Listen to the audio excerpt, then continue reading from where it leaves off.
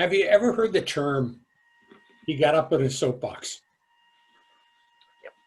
That term originated back in the day when if someone was really passionate about a subject, they'd go out on a street corner, like maybe Santa Clara at Park Street, put down a soapbox, stand on it, and just have at it. And if you and I were walking down the street and we saw the person, we could either stop and listen, keep on walking and ignore them, or just stop and heckle them. But whatever we decided to do, 5 minutes later, the next person that walked by wouldn't hear a thing. Because once the person gave the speech on their soapbox, it would be over until the next street corner and the next speech.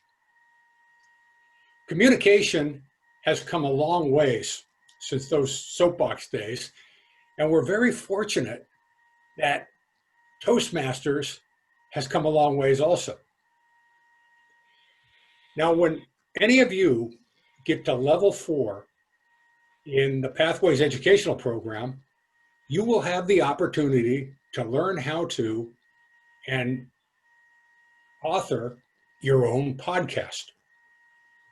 I took that on about a year ago, probably in about October of 2019. So far, I've done 11 podcasts. What are the advantages of a podcast? First of all, they're convenient. You can listen to a podcast anytime you want.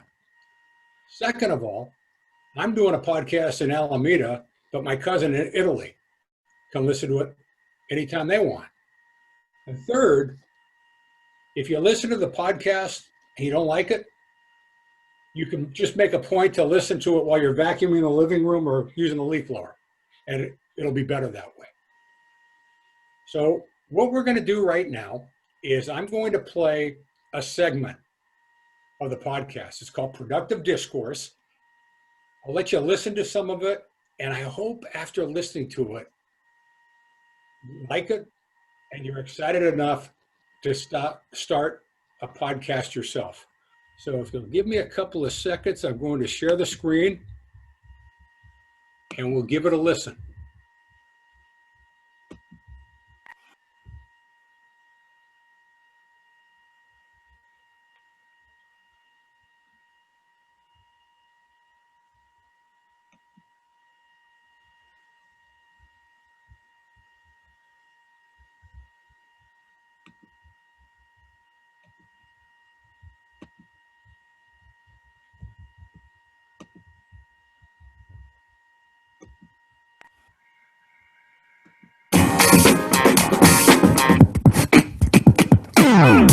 Welcome to episode number 11 of Productive Discourse.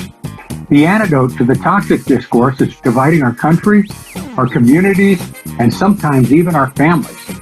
We talk about positive interactions that take place within our community. In other words, we're constantly searching for our shining needle of common ground in that scary haystack of fear.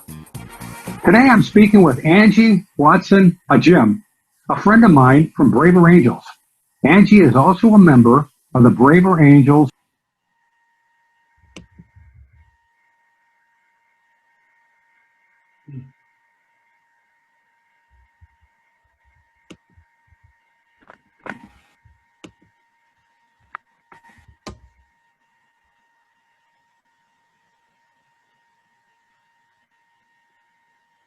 We're going to give it a few more seconds. I know you're not hearing the podcast. Are you hearing me? Yes.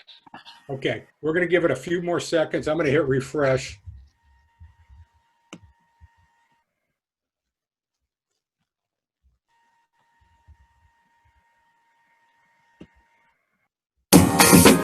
To do.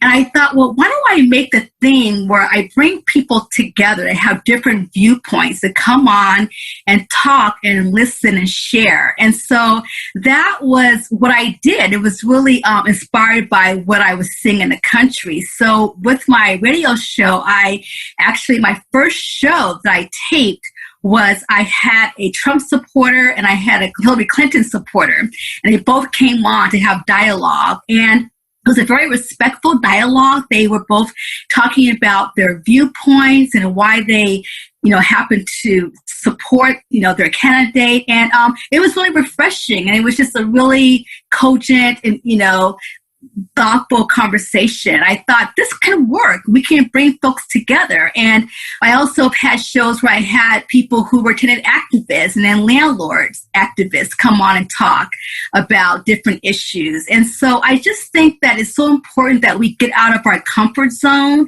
and learn to listen to other people. I think that's really the way that we're going to move forward in this country and just even in our personal lives. It was wonderful, yes. Right. Terrific. Well, very good.